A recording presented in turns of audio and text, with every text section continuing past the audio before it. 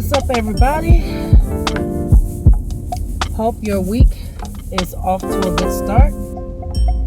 This is Key coming to you today because I got something to say. What's up, everybody? Hope all is well. Today was one of those days, and I guess it's always like that on Mondays.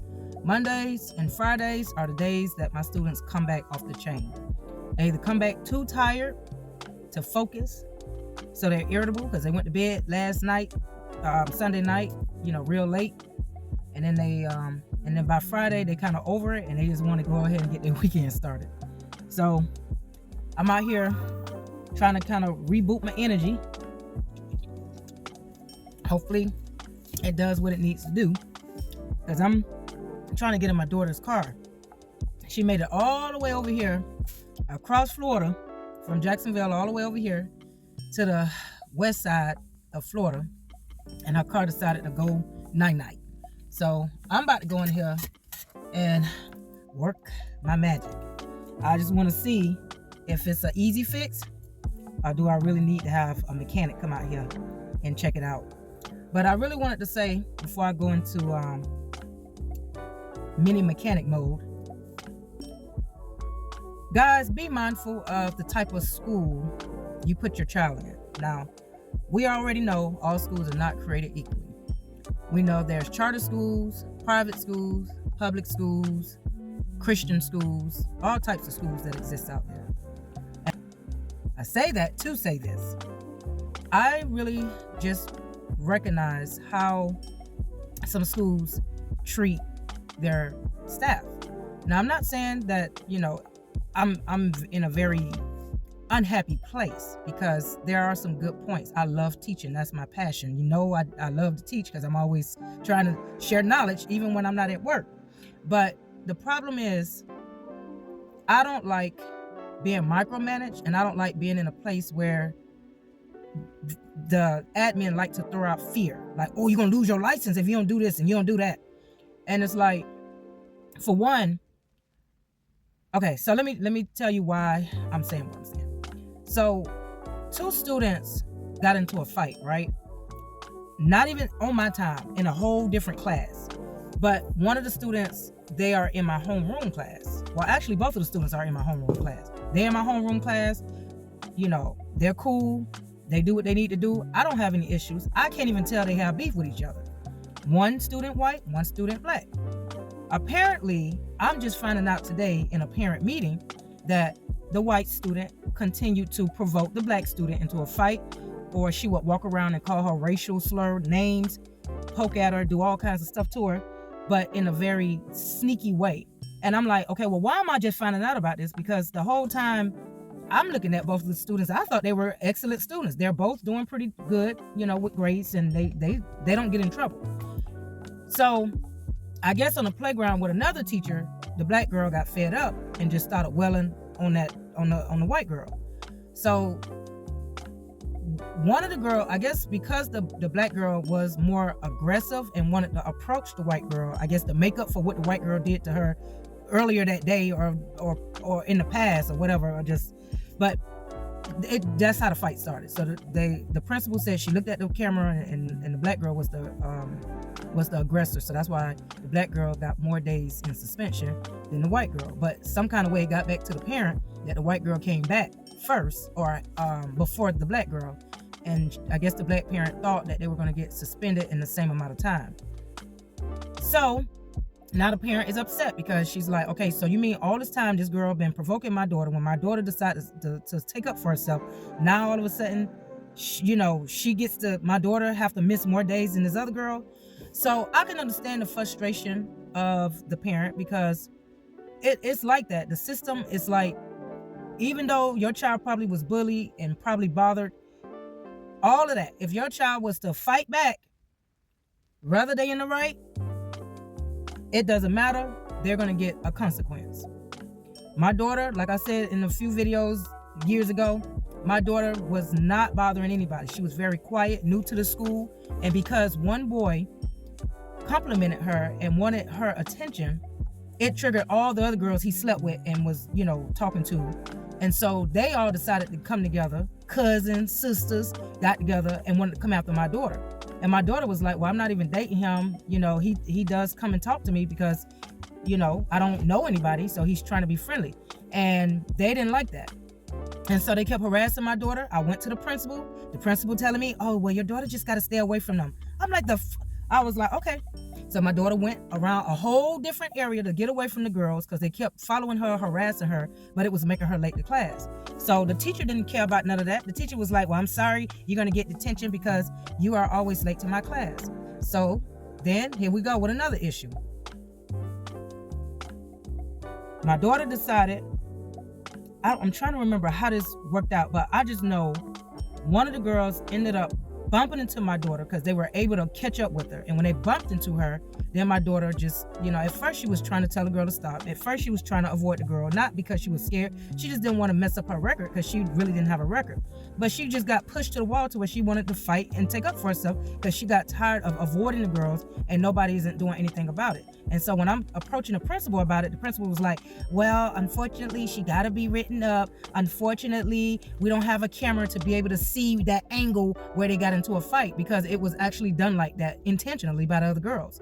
So my daughter still got arrested. She still got wrote up. She still had to do community hours. But eventually, the situation was worked out with I guess it's supposed to be like a juvenile attorney type person. But the fact is, this school is designed to really, they say that it's about equality. Yeah, they're going to make sure all the kids sit down and learn how to read and write, right? But as far as how discipline is handled, I don't see equality. How a student with ESE needs that's still forced to sit down and take the same state test as advanced students, to me that's a disadvantage. When it's like, it's just crazy. And just to talk about the test, okay, that's another thing they threaten me about. Oh, you can lose your license if you don't follow protocol when testing. Okay, if I'm doing my part and another teacher, white teacher, come into my classroom and start pointing at the student screen trying to give them hints and answers on a very important test, yes, that is non-voided. But the point is, why should my license be threatened? Because this stupid ass teacher been here longer than me, coming to my classroom and knowing that you're not supposed to do that, and she does that, right? Then, like I said, as far as the students being, the ones that got into that fight, now they telling me, oh, you got to document. Okay, I don't mind documenting, but y'all can't come threatening me about, oh, you can get in trouble or it can backfire because you didn't document. Okay, I can't document something I don't know about. So please, parents, tell your children it ain't nothing wrong with being a snitch. They gonna have to speak up because it can trickle down and affect not only them and their grades, but it can also affect other people. And I just don't think it's fair. What's another thing they threatened me about with the license? It seemed like it's got something to do with everything else but what the teacher is doing. So I'm just if you decide to be a teacher, just keep in mind, no matter how much you stay up till 1-2 o'clock in the morning grading papers, planning to put together the perfect lesson for your students to focus and have fun and learn. If something is done out of your hands, something happens out of your hand, that's out of your control, just know your license can be at risk. Yeah, they called me in the office and told me, oh, that the teacher wasn't supposed to be walking around trying to give somebody a permission to copy the timetable chart before we start the test. I'm like, well, I never told her to do that. And this particular teacher act like she know it all. She been here longer and nobody can't tell her nothing. So I'm just trying to be cordial with the lady without it being an issue. Well, next time you got to really contact the admin. I contact admin about disorderly behaviors. 3 people about to jump in my classroom. Nobody ain't answering the phone. So I'm like, okay, I don't break up fights. So I already tell my students, it's going to be a minute before y'all, somebody, break y'all up because I don't break up fights, but it's like they got all these protocols in place, but they never have a backup plan. And I think it's just ridiculous. And then I'm having to write referrals for profanity because these students are using profanity. But then it's like the minute I write a referral for that or anybody using racial slurs, they still come to school like nothing happened. So I done wasted my time making phone calls, documenting, putting it in the system that these white kids calling the black kids niggas, these, all of this stuff going on. But it's like there's nothing happening about it. And then I'm trying to figure out how in the world can the word gun outweigh the word nigger. Both of them can cause problems. Yes, both words can cause problems. Now, I'm teaching students how to read and write, right? So if we're thinking that the word bitch is the wrong word, the word fuck is the wrong word for a student to use, then that means they just need to kind of figure out a way to throw all those words out, including the word nigger. Because you can't pick and choose and then, well, neither one of the words they don't get any kind of discipline. They don't get ISS, they don't get detention. It's mainly whatever the teacher is at the teacher's discretion. But half of the time, the students don't even care about that because they're learning these words from their parents. They're learning these words from social media, from friends right up the street. So to me, it's like they need to come up with something better than that. But I just noticed, like I said, and this ain't about a race thing, it's just about a common sense thing. If we're teaching students how to rhyme words, like when I was working with first graders and kindergartners, back then when I was like a reading coach, a lot of times we would introduce nonsense words. Now, if I'm introducing nonsense words, these are words that don't really have a meaning, but they are good rhyming words. Like if you say the word sun and then try to come up with a word that's not really used often, or a nonsense word, you might say one. One it has the same ending sound as sun. So those are nonsense words. So if I'm teaching these kids, I'm telling them come up with some nonsense words, like maybe come up with a word that rhymes with witch. Okay, if they say bitch, I can't even write them up because it is a nonsense word and it does rhyme. If I say come up with a word that rhymes with duck and it's a nonsense word, then they can say fuck, okay? Because it's really not in the dictionary. I'm not talking about the slang dictionary, but I'm talking about the regular dictionary, the Webster dictionary and stuff like that. So to me, it's like they need to revise all of it and they need to take away the power from some of those words, because to me, it just seems like it doesn't really make sense to write referrals if they're not receiving real consequences. It doesn't make sense if the parents allow, because there are some parents that allow their children to use inappropriate words. Why should we punish the students at school when the parents allow it? So it's like, and we know parents are the first teachers. So I just know this: if words trigger people, it creates fear. If somebody talking about bombs and blowing up, and that's a word that they're going to learn eventually in one of the English classes.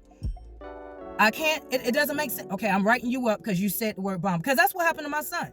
He was repeating what somebody else said, and he ended up having police officers standing around him because they trying to figure out, okay, are you making a bomb? And my son can't even make a good peanut butter and jelly sandwich without dropping it everywhere. So to me, it's just, I think nature is calling my name. I don't know if anybody can relate to what I'm talking about, but it's just ridiculous how the system is set up. Like I said, teachers, they're quick to threaten license for something that somebody else did. They're having us do extra legwork, and there's no change in behavior. They're having us, there's hidden racism, because it is. And I just feel like you just got to be mindful what school you send your child to. Like I said, I haven't been to every school in Florida, but I just know I done hopped around enough to know these public schools and the charter schools off the chain.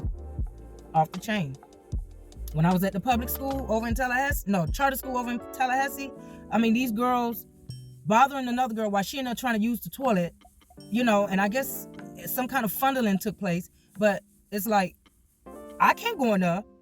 If the student don't speak up and tell me what's going on, I don't know what to do with that. I'm just as surprised as somebody else. Like, these students, you got to tell your children not to be afraid to speak up. That's why we got a lot of broken adults in this world, because they sit there and be quiet and secretive because they're scared to be judged, or they're scared they did something wrong. And then they grow up with that mentality, and then they walk around here hurting other people, because that's what happened. Hurt children grow up to hurt other children or hurt adults because of this be quiet and don't tell nobody and all these secrets. And they're dangerous secrets that can cause their demise. So like I said, y'all, please, if you can't remember anything else, just be mindful of the school Don't sit there and just accept what admin tell you. I'm not saying be difficult, but you better do your research. Also, if you do decide to be a teacher, just know it's gonna come with a boatload of lists, and they're gonna expect you to be like some kind of superwoman, super person to go ahead and get all that shit done, and all of it don't even make no sense to be getting done. And better love yourself and use your gift to make your money. That's all I'm saying. Until next time, peace out.